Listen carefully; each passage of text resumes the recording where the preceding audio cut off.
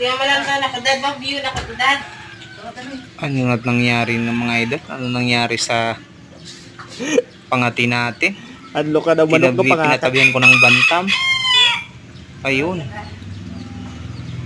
Lalaking labuyo. Naging babae. Kumakakak. Takot na takot eh. Ano kayong magandang gawin dito? Ayaw na lumaban. Nako. Yung mga idol, pa-comment na lang kung anong magandang gawin dito. Bakit naduwag.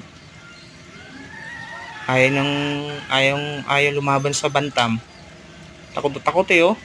Tumitindig balahibo sa lieg. Wala na akong gagamiting pangati eh. Takot na takot na.